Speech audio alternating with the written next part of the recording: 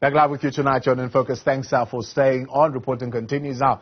The Constitutional Court handed down judgment in an application by Blind SA to declare the Copyright Act of 1978 unconstitutional, as it does not allow for formatting of books without the authorization of the copyright holder. The law has had the effect of delaying access to reading material for blind people, thereby denying access of such persons to publish literary works. The South African Democratic Teachers Union was among the first to congratulate Blind SA for the positive judgment. Joining us now to explain the implication of the finding in education is SADTU Head of Secretariat, Xolani Fakude. Good to have you with us, and thank you very much for your time.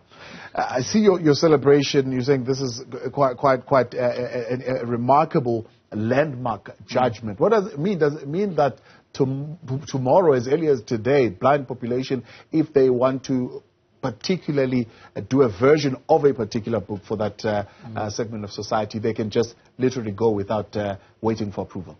Well, firstly, let me greet you, Tibos. Let me also greet the viewers. In fact, not only are we gladly welcoming, but we are quite excited, by the way, as a union in education. That is because when we speak, Tibos, of an act of 1978, it was never meant for transformation. It was meant to protect a particular sector within a particular value chain. This value chain could be within your industry of film and creative workers, etc. But then that is also linked to copyright. Now, SADTU has been a part and parcel of the campaign also by Blind SA. We actually worked very closely with Blind SA towards this.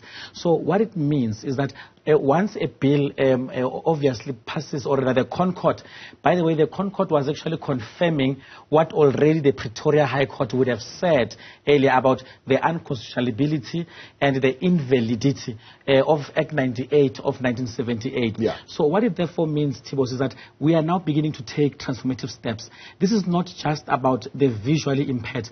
Of course, when you've got the basic rights, because to us, as a union, information, the right to information, the right to education, the right to have the appropriate material to support one's education is fundamental and is sacrosanct. Yeah. So for us, really, we are seeing the transformative move, and that is what we really appreciate. We also want to commend, by the way, Blind SA for having held the fort for so long.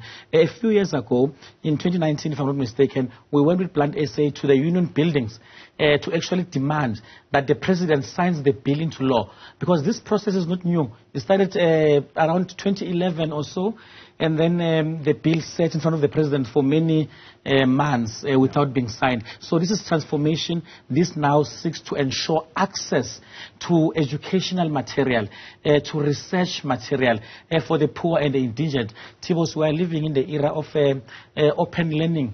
We're living in the era of the fourth industrial revolution. So there are digital platforms. Okay. Now, what then you can then say is that this bill even ensures that even the availability of learning material for the poor and indigent can be easily facilitated without potential punitive measures. In practical terms, this requirement for authorization, how did it lead to scarcity in the sense that you put it? What works were not available? Well, I mean, certainly it did. Because now, Tibos, what you have is that you've got an act of 1978. Now, you, for instance, would have learning material being available online. And now, but now for an indigent learner, for a poor learner, for a teacher who is trying to advance their own studies, to even access what is already published, there would have been a potential of punitive measures against that particular person without getting prior authorization for reformatting. So that is where the issue is. That is why we then stood with Blind SA, Recreate, and other organizations when they said that this is about access to education tools, especially in this era that we're living in. Let this material be available. And we've got a very strong view, by the way, that the reason that there was a delay, because we find it regrettable that it took the ConCourt to actually finally resolve this matter.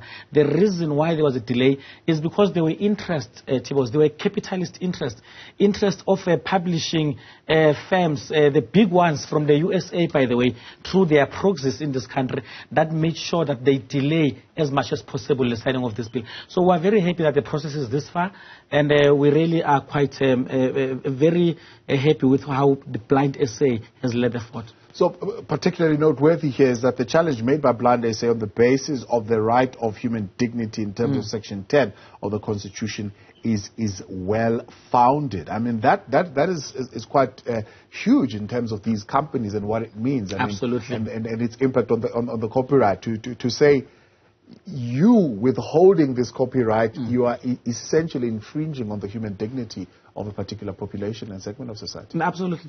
Look, South Africa is already a signatory to what we call the Berne Convention. Now, this is a convention that speaks about the exceptions and the limitations within copyrighted work. And it makes sure that there are mechanisms that are put in place so that the rights of the producer of this work, a creative worker, a writer, an author, etc., are protected.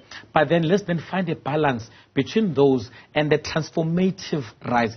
Tibos, when we speak about an act of 1978 in 2022, I mean, we have advanced so much across the value chain. So what it means, therefore, is that it also needs to evolve as much. So what you would have, let me give you a very drastic example. Yeah. You would have a learner there in a very, very rural area somewhere in the Eastern Cape. There is this particular book which is already published and is recommended, can be downloaded. But then that learner would actually have to go and do it physically somewhere, and then there would be some of those then limitations that come in. But now, why then is it that we cannot even avail this? Because we already have got the systems, we already have got the platforms. That is why we are quite excited as a union in education, because we see the Copyright Amendment Bill as a serious intervention towards really the decommercialization of education, of information, of research material. How did this impact your members, especially teachers, especially who are teaching in poor rural areas of South Africa? Because I see here what the courts are saying. What this meant, especially for children, poor children, was that they couldn't secure the textbooks that they required. Absolutely. Tibos, one of the biggest costs in our education system, budget-wise, one of the biggest costs is learning and teaching support material, LTSM. Yeah. Now, how then do we ensure that there is accessibility for both learners and teachers for those kind of material? So what we said as a union quite some time back was that you then had a few publishing firms, really, that have actually monopolized the particular value chain that we speak of.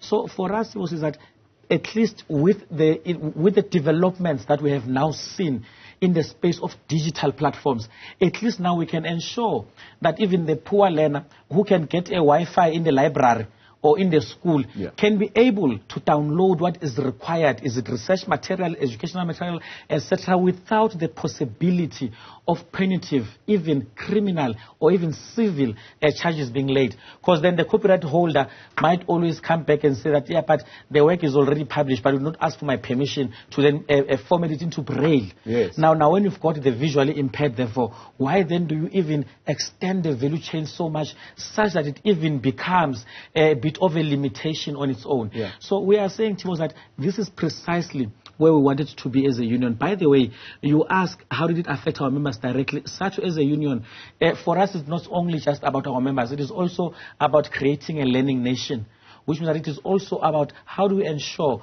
that our learners have got equal access to research material, to education material, without the possibility of punitive measures. This is why we really celebrate. You keep talking about these punitive measures. I mean, is this a cost-saving exercise also to an extent for the public sector in terms of the royalties that they would pay for this material? It absolutely is, Tibos, but it is not just about cost saving towards royalties, because remember that there are exceptions and limitations. The Copyright Amendment Bill, it even explains that whereby there needs to be a view that is particularly correct, there are mechanisms that are developed. Okay. But then remember, Tibos, there is no bill that is perfect.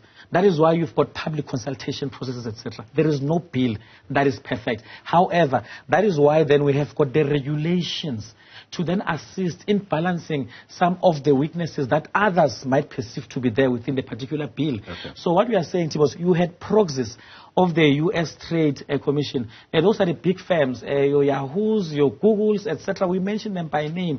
That really had a keen interest. Because remember, with this bill, it also hits on the bottom line of certain publishing firms, etc. Right. So what we are saying was that this is a transformative move. This is what we welcome. This is what we should have been. It is regrettable that we had to go to ConCourt first before it could be done. So what is the next step now in this bill? So it still needs to go to Parliament? Well, I mean, right now the process then becomes about the developing of the regulations. Okay. So there could be a particular consultation process. You remember the bill was already in Parliament, by the way. Parliament already dealt with the bill. It was sent to the presidency, and that is when the lobbying group then started to say that no, President. In fact, SADTU even say that even our sovereignty to take decisions as a country were somehow undermined, because now you had progress of certain firms saying that no, but this bill with these exceptions, etc., cannot necessarily work. So we'll de-invest in your film industry, for instance. This is a direct threat. So the bill already has been there in Parliament, by the way. So the process will unfold, but right now the focus will be on developing those regulations. We are still saying that let there be consultations when they are necessary. There are regulations to be developed. Let's protect the rights of the producers of the knowledge, but then let's protect the rights of those who need to access the knowledge. Well, I appreciate your time. Thank you so much for coming on. That's the SADTU Head of the Secretariat there, Xolani Fakude. They're celebrating, of course, this victory for the blind population, saying this is a landmark judgment, especially in access to knowledge and in the protection of the human dignity of the poor, especially children, to get that much required education. Still to